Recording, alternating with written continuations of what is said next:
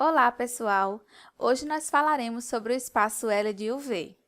Sejam U e V espaços vetoriais reais, a gente vai representar por L de UV o conjunto de todas as transformações lineares de U em V. Se a gente quiser representar o conjunto de todos os operadores lineares de U em U, em vez de escrever L de U, U, a gente vai escrever L de U apenas, tá bom? Então, L de U representa os operadores lineares de U em U e L de UV representa as transformações lineares de U em V. A primeira operação que a gente vai definir é a operação de soma nesse espaço L de UV. Então, dadas duas transformações F e G de U em V, a gente define a soma F mais G como sendo uma aplicação de U em V que leva um vetor U genérico do domínio em quem? Em F de U mais G de U, ou seja, F mais G aplicado em U é F de U mais G de U para todo U no domínio da aplicação. Vou deixar como exercício para vocês mostrarem que essa operação de soma, F mais G de U em V, definida por essa expressão, ela é uma transformação linear, ou seja, ela vai separar a soma de vetores em U e a multiplicação de um escalar por um vetor em U, tá? Temos algumas propriedades da adição nesse espaço L de UV, que são as seguintes. A associatividade, ou seja, se eu quero somar três transformações lineares de U em V, tanto faz se eu somo as duas últimas com a primeira, ou somar as duas primeiras com a última. Então, eu posso escolher, né, qual é a ordem que eu quero para somar essas três transformações lineares, então eu tenho a associatividade. No item 2, a gente tem a comutatividade, ou seja, a soma de F com G é a mesma coisa de somar G com F. Então, eu tenho a comutatividade. O item 3, ele está dizendo o seguinte, que existe a transformação linear de U em V nula, né? Quem é a transformação linear nula? É a transformação que manda todo elemento de U no vetor nulo de V. Então, essa transformação, quando você soma com a transformação F, né, de U em V, vai dar a própria F, ela não altera o resultado. Por quê? Porque ela manda cada elemento de U no vetor nulo de V, e quando você soma o vetor nulo de V com outro elemento de V, dá o próprio elemento de V, né, que é a propriedade do elemento neutro. A quarta é o seguinte, para toda transformação linear F, né, de U em V, existe a transformação oposta, que a gente está denotando aqui por menos F, né, que é também uma transformação linear de U em V, tá ok? Quando você soma F com a sua transformação linear oposta, menos F, o resultado é a transformação nula de U em V, tá? Então, a menos F é a transformação oposta de F, e quando você soma as duas, o resultado é o operador nulo, né? É a transformação, operador não, desculpa, a transformação linear nula, ela manda cada elemento de U no vetor nulo de V.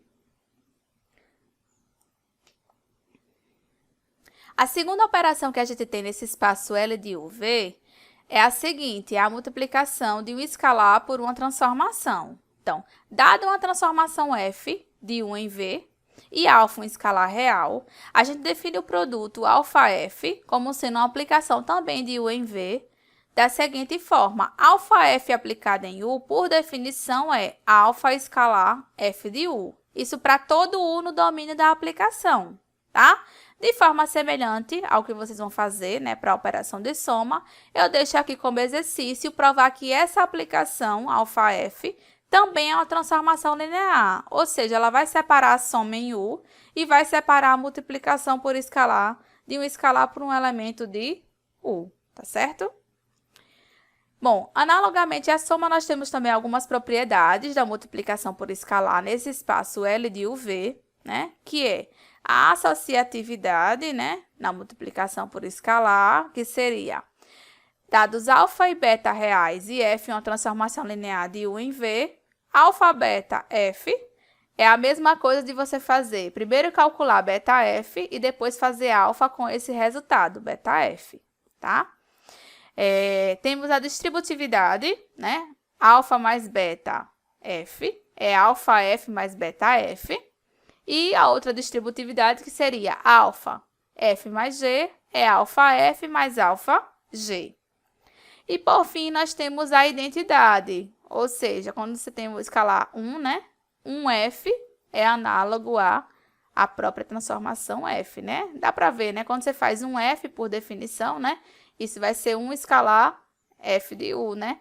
Só que um escalar qualquer vetor é o próprio vetor. A gente já sabe isso da definição do espaço vetorial, né? Então, por isso que 1F é igual a transformação F, tá? Observe que essas quatro propriedades, desculpa, da multiplicação por escalar nesse espaço L de UV, com as quatro propriedades de soma, né, nesse espaço L de UV, dão exatamente as 8 propriedades de espaço vetorial que a gente já conhece. Então, no final das contas, o que a gente está mostrando é que esse espaço L de UV, ele é um espaço vetorial real, com essas operações de soma, né, e multiplicação por escalar. Temos mais uma operação nesse espaço, né?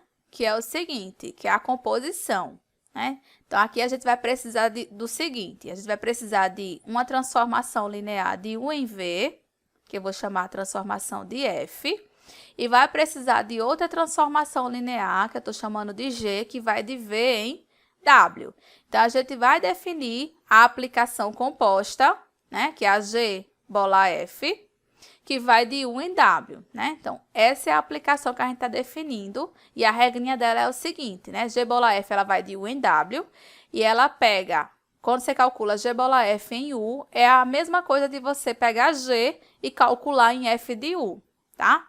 Para todo U que você pegue no domínio dessa aplicação.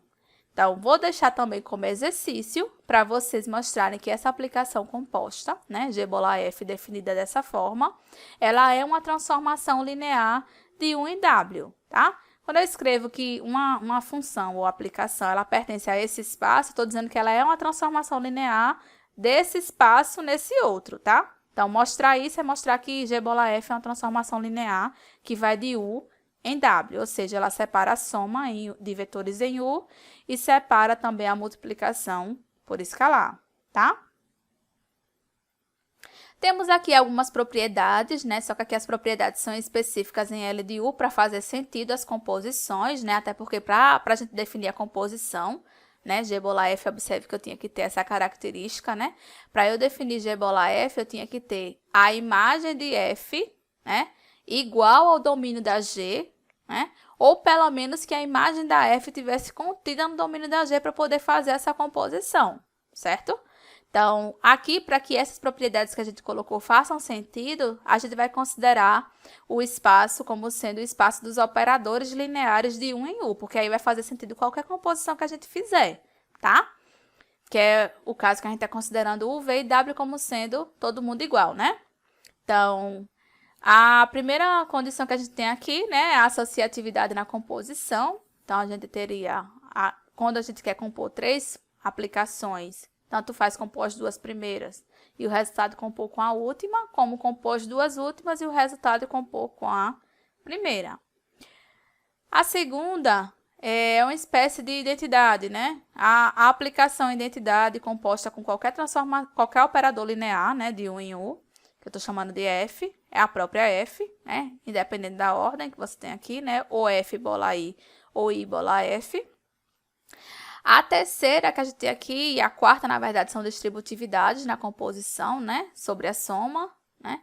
Aqui eu tenho H composta com F mais G, desculpa. É H composta com F mais H composta com G, né? Isso para toda H, F, G, operador linear de U em U. E aqui eu tenho F mais G composta com H, igual a F composta com H mais G composta com H. Também para todo F, G e H, operador linear de U em U.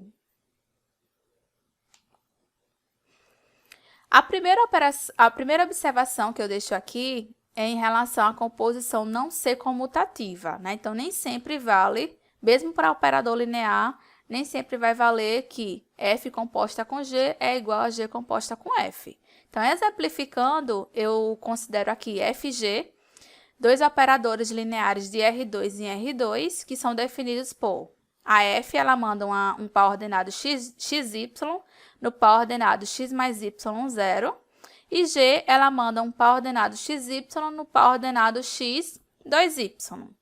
Então, a gente vai mostrar, né, vai descobrir quem seria F composta com G e quem seria G composta com F. Como F e G são operadores lineares de R2 em R2, a composição de qualquer sentido que a gente escreva vai ser uma aplicação de R2 em R2, né?